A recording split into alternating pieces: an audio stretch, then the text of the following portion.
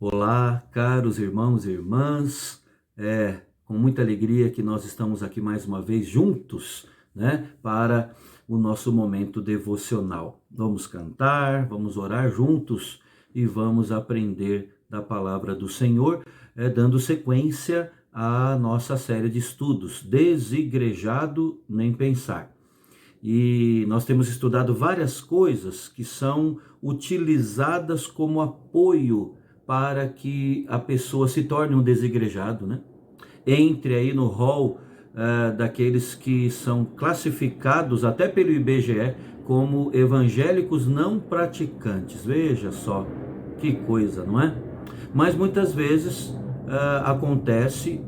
acontece com muita gente o desigrejar-se por motivos variados.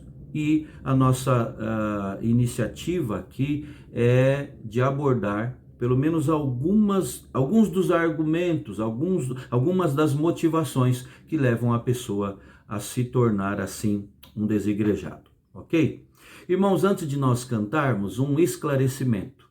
No último domingo, após o culto, né, pela manhã, eu notei que vários irmãos ficaram ali no hall de entrada esperando o pastor para cumprimentar, para falar um oi. Claro que não cumprimentar com um abraço, porque nós estamos mobilizados, né, no meio dessa pandemia para conservarmos ali o distanciamento e tudo mais.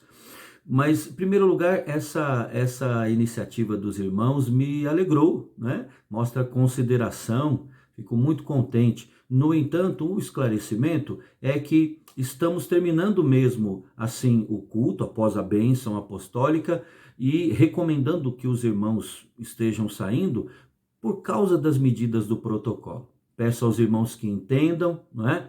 Até porque ainda que o pastor estivesse ali para cumprimentar os irmãos, ainda que fosse aquele cumprimento que está sendo feito, né, nesses tempos aí de pandemia, isso com certeza iria gerar aglomeração e é o que a gente tem tentado evitar, ok?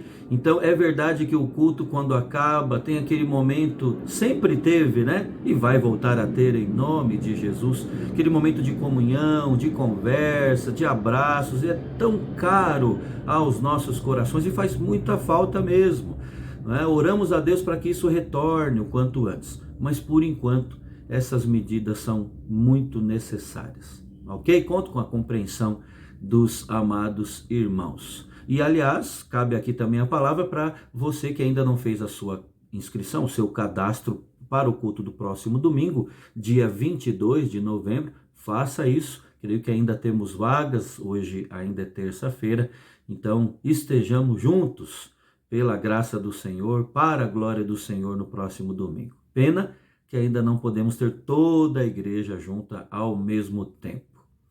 Pois bem, vamos cantar, irmãos. Eu separei para cantarmos hoje o hino 178, que nós cantamos não faz muito tempo, que fala do amor, da excelência do amor, mas ele tem muito a ver com o que nós vamos falar hoje.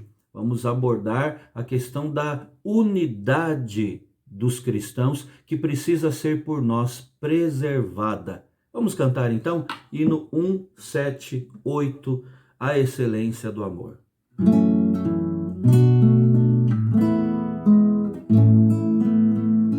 Qual adorno desta vida é o amor, é o amor. A alegria é concedida pelo amor, pelo amor.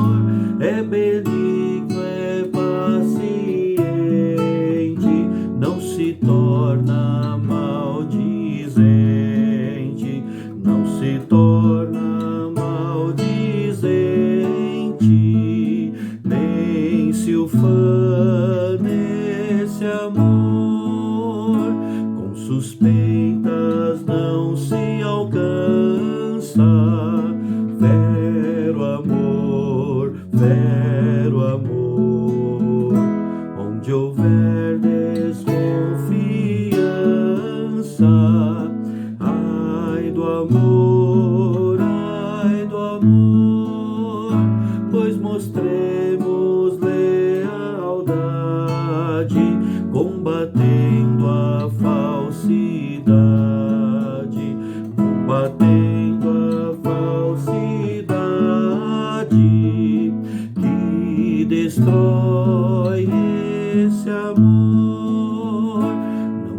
limites, mas tolera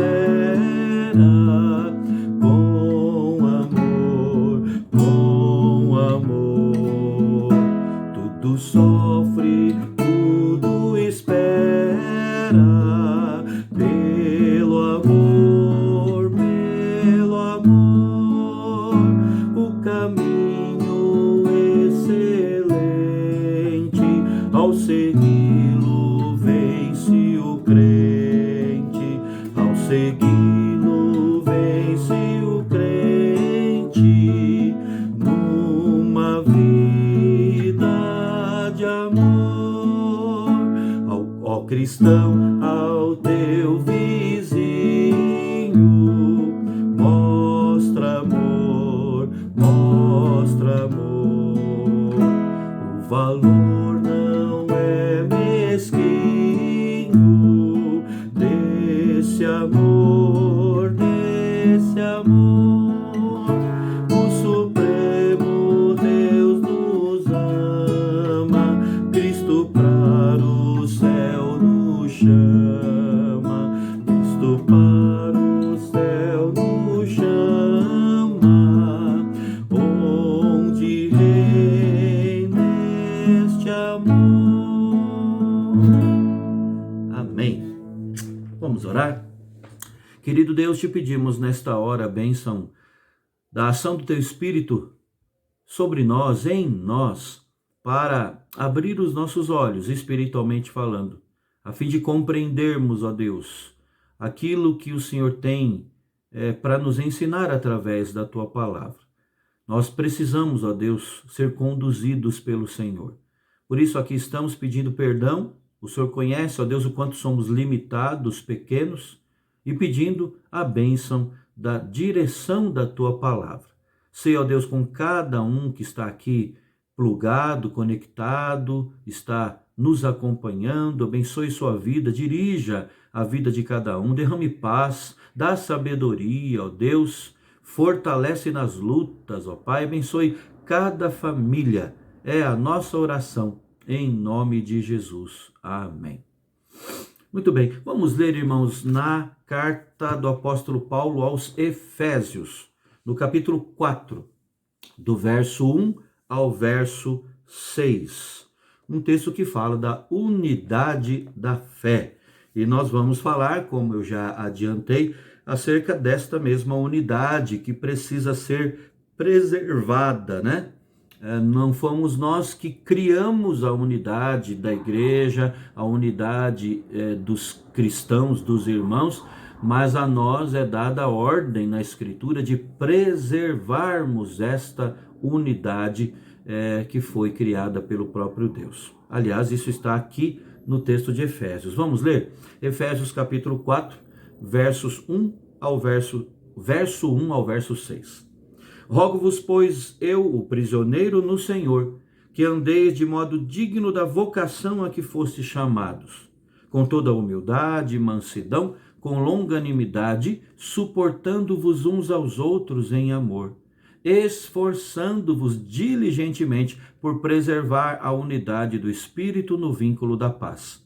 Há somente um corpo e um Espírito, como também fostes chamados numa só esperança da vossa vocação. Há um só Senhor, uma só fé, um só batismo, um só Deus e Pai de todos, o qual é sobre todos, age por meio de todos e está em todos. Muito bem, irmãos. Nós cantamos um trecho do hino 178 que remete àquele programa infantil e que fez muito sucesso, não é? Programa mexicano e programa do Chaves, e no qual ele falava, né, muitas vezes, e a gente ria sempre, né? Mas não te irrite, não te irrite. Nós precisamos pensar sobre isso, porque muitas vezes a igreja, que é o lugar de buscarmos juntos ao Senhor, aprendermos dele, prestarmos culto a Deus, sobretudo, e estarmos em comunhão uns com os outros, esse mesmo lugar tantas vezes tem sido lugar de irritação, lugar em que há indisposição entre os irmãos, lugar de mal-entendidos, de desentendimentos, não é? E até de ressentimentos. E é interessante, irmãos, porque a Bíblia mostra a igreja como sendo a comunhão dos santos. O Novo Testamento se refere aos membros da igreja como santos. Isso não significa arrogância, isso significa o próprio significado da palavra santo, né? Em Cristo nós fomos separados. Deus trata aquele que crê nele como seu Salvador pessoal, único e suficiente Salvador, de uma forma toda especial. Então é nesse sentido de santos que a Bíblia classifica aquele que crê.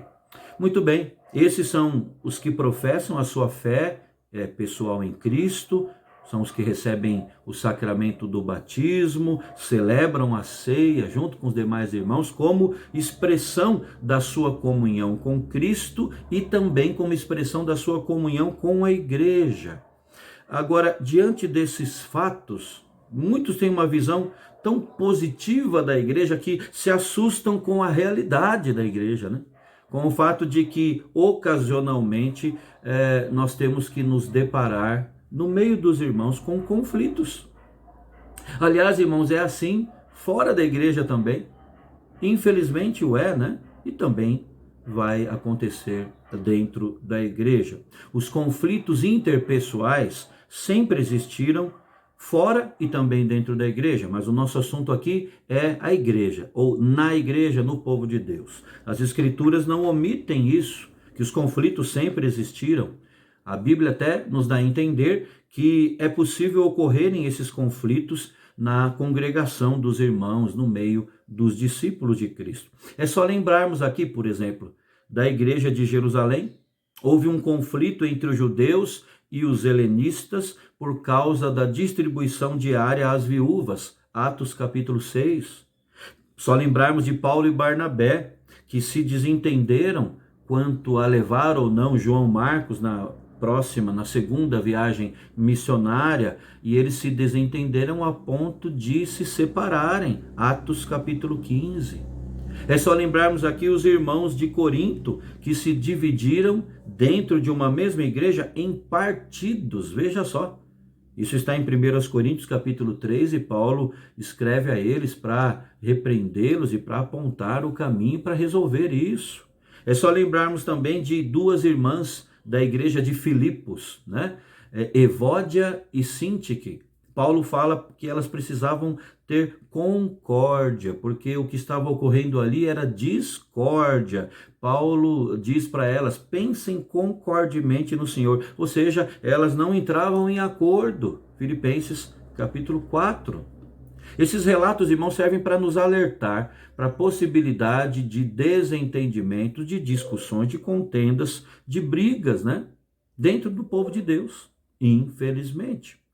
Esse alerta deveria até nos prevenir quanto aos nossos pensamentos, às nossas palavras, às nossas próprias ações, para não darmos lugar àquilo que pode se tornar, pode crescer, né? E como fermento, né, pode se agigantar e se tornar um grande problema para a comunhão da igreja. Mas esses relatos servem também, irmãos, para nos estimular a fazer o que está ao nosso alcance para preservar a paz e a comunhão dos santos. Porque todos nós somos chamados a preservar a unidade da igreja, que nos é dada, nos é concedida pelo Espírito que em nós habita, né? Como eu falei agora há pouco, não fomos nós, eu ou você, que criamos a unidade dos irmãos, a unidade da igreja, não. Cristo, pelo seu Espírito, é que nos insere no seu corpo, no seu povo, a igreja, e nos torna um. A unidade é feita pelo próprio Deus.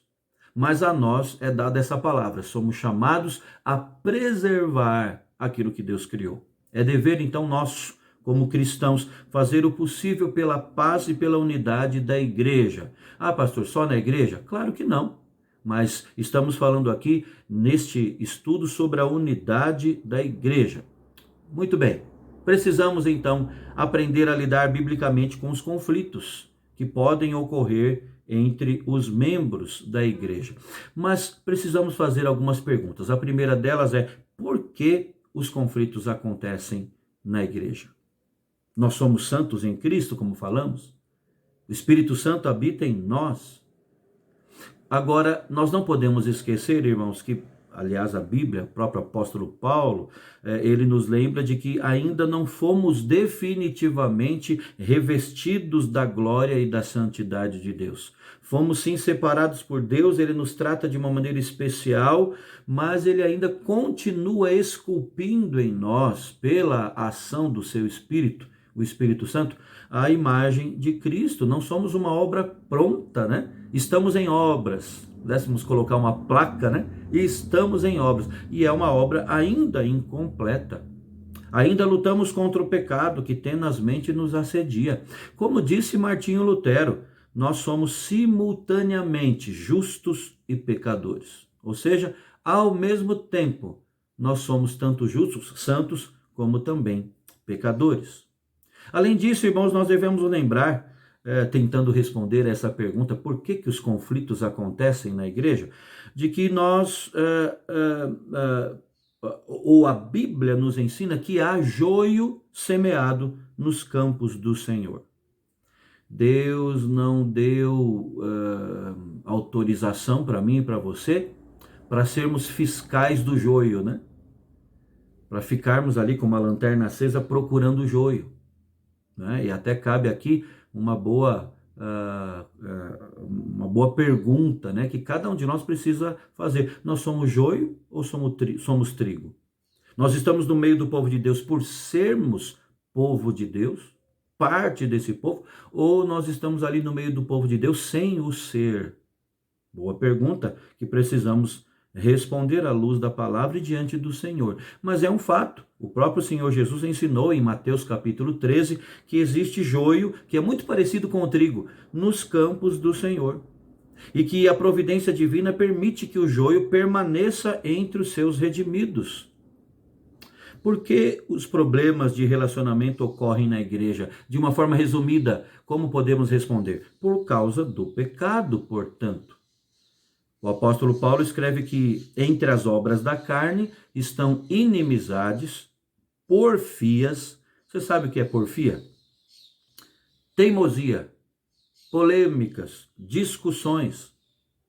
Ciúmes também, ele fala, iras, discórdias, dissensões, facções, invejas, né? Obras da carne. Então, quando nós cremos e professamos a fé, mas ainda assim há discussões, há brigas, na verdade o que estamos demonstrando é que estamos agindo mais na carne do que no espírito, mais controlados e conduzidos pelas obras da carne do que pelo fruto ou pelos gomos do fruto do espírito. Gálatas capítulo 5.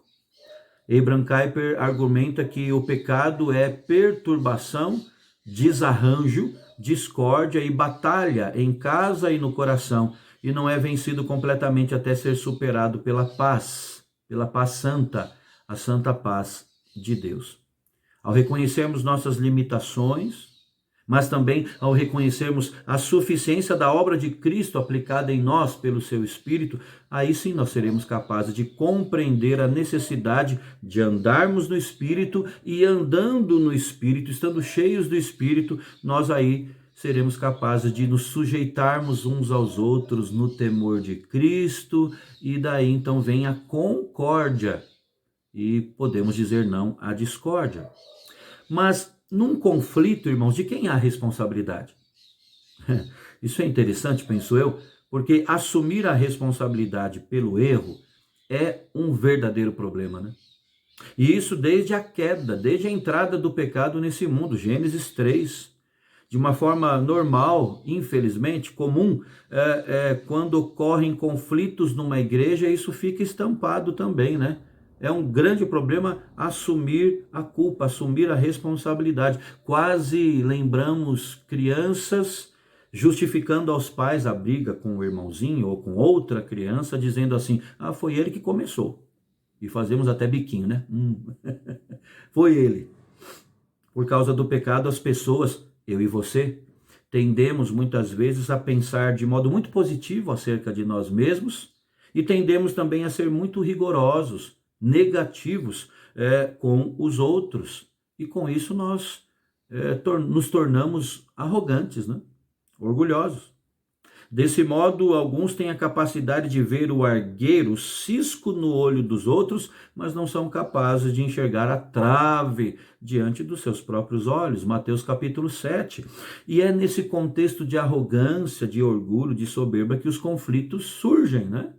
Tendem a acontecer, são alimentados, crescem e separam irmãos na fé, inclusive. Uma consequência imediata disso é o surgimento de partidos. Então a gente vai dentro, olhe isso aqui, pense comigo. Dentro de uma mesma comunidade, dentro de uma mesma igreja local, é possível que nós estejamos ali mais envolvidos em grupinhos, que a gente chama de panelinhas, né? Partidos. E, de um modo geral, a igreja se torna um campo de batalha, porque é um povo dividido, subdividido ali, né? Muitas vezes, irmãos, o que mais se ouve quando isso acontece nós estamos certos, eles estão errados. Isso não preciso nem dizer que afeta a comunhão dos irmãos negativamente, que afeta, influencia o governo, a administração da igreja, não tenha dúvida, e com certeza vai interferir negativamente no cumprimento da missão da igreja, né? Porque crentes que se agridem, se mordem, como diz o Novo Testamento, correm o risco até de se destruírem mutuamente, é o que Paulo escreve, diz escrevendo aos Gálatas, Gálatas capítulo 5. Então, de quem é a responsabilidade pelos conflitos, irmãos? O que você responde? É de todos os envolvidos. Num conflito, quase nunca só existe uma parte culpada.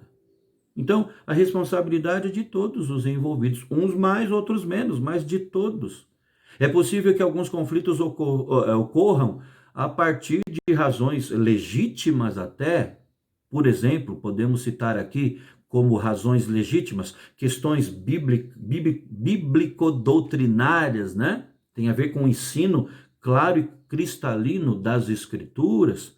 Pode ser uma outra razão legítima, a tratativa de pecados no contexto da igreja, ou até a realização de certos eventos e atividades mais ou menos convenientes. Ok, pode ter até razões legítimas. Porém, quando as pessoas deixam de falar a verdade em amor, quando passam a apelar, né, a agir com base na ira, a divulgar comentários maldosos com os outros, e aí a gente poderia continuar falando aqui. Quando isso acontece, não há razão legítima alguma, né? Não há razão legítima que justifique o conflito. E eu quero terminar fazendo duas coisas. Primeiro, dizendo a você, né?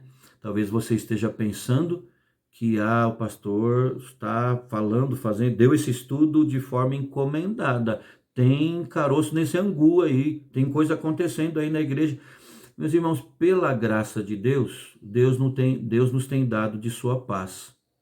Embora aqui e ali ocorram desentendimentos, o que mostra que necessitamos de Deus em todo o tempo, não é?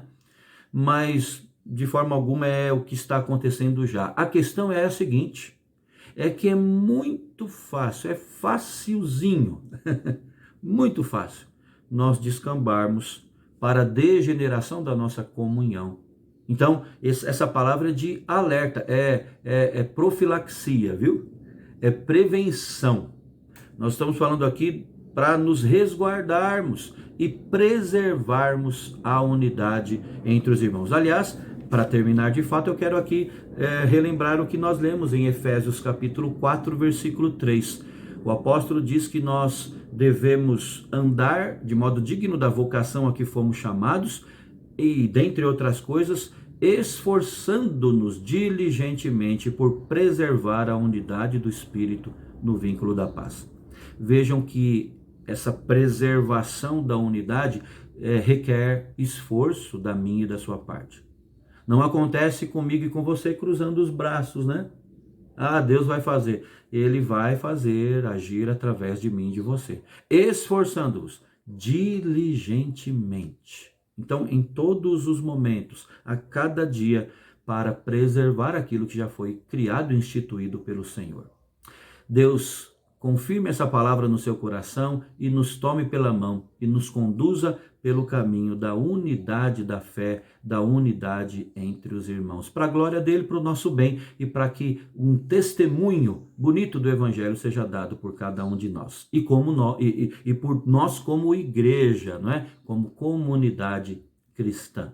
Deus abençoe a sua vida, a sua família. Convido-os a orar nesta hora aí com os seus queridos da família. Vamos interceder uns pelos outros. Um forte abraço. Até o nosso próximo estudo, se assim Deus quiser.